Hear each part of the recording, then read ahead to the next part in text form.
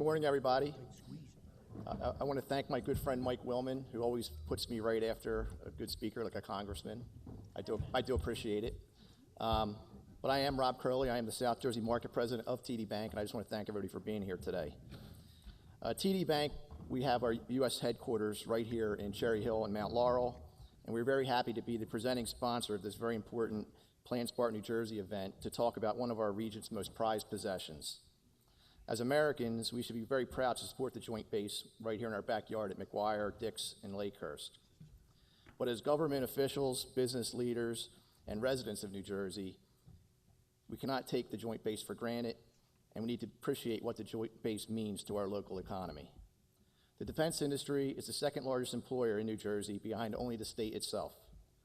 The Joint Base employs 44,000 people spread out over 42,000 acres in Burlington and Ocean counties.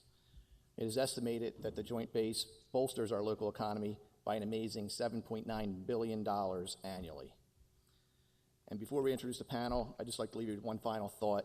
Imagine what the economy has been tough the past several years. Now imagine what it would have been like without the Joint Base and all it brings to our local community.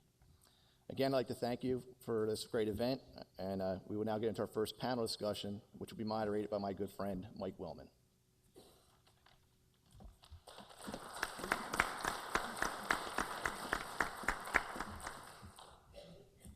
So it's great you're all here.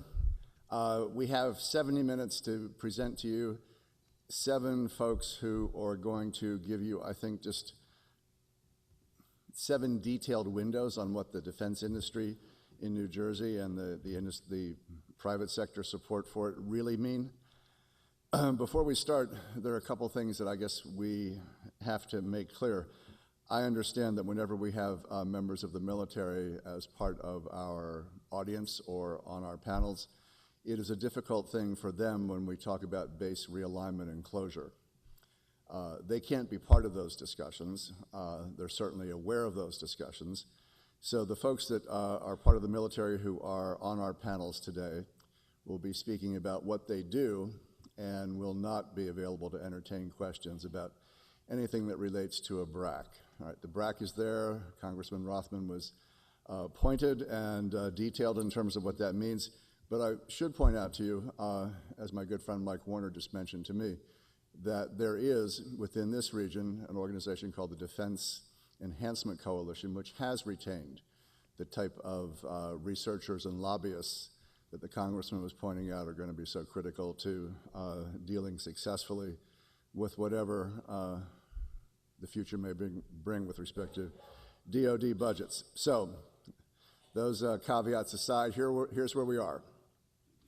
We're going to have some insight into what the Joint Base means, because it's the second largest employer in the state, and certainly its $7.9 billion mean a hell of a lot to this region. Think of what that would mean if it weren't here. Take $8 billion out of the local economy. Think about what it means that only 25% of the people who work at the Joint Base in the military actually live on the base. That means the other 3/4 are your neighbors, your friends, living in the community, not just buying pizzas, which, by the way, are one of the ways we're going to use drones, obviously, if you all have read that. 2 pizzas have been delivered by a drone. Is it Pizza Hut or Domino's? Somebody did that recently, so never underestimate American ingenuity. All right. We're going to hear from folks from the FAA Hughes Center. We're going to hear from the folks from the Next Gen Aviation Research Tech Park. And we're going to hear from some people in the private sector, ranging from the first defense accelerator in the U.S., which was created, Lou, in 2001. Is that correct? And we're going to hear from the person who was instrumental in creating it. And we're going to hear about why it is or is not doing as well as it might. And we're going to hear from folks in the private sector who have done all the things that Congressman Rothman was indicating in terms of aligning what they are selling, what they are making, with what the DoD wants and needs. So I'm going to guess that C-Box can take a cargo container and make it into anything you want. If you need a present for your child, if you need an anniversary gift, if you need a Father's Day present for your father, Talk to Jay after that. By Sunday, you can have a C box, C as the letter, that'll do whatever you want, but they will tell you those stories.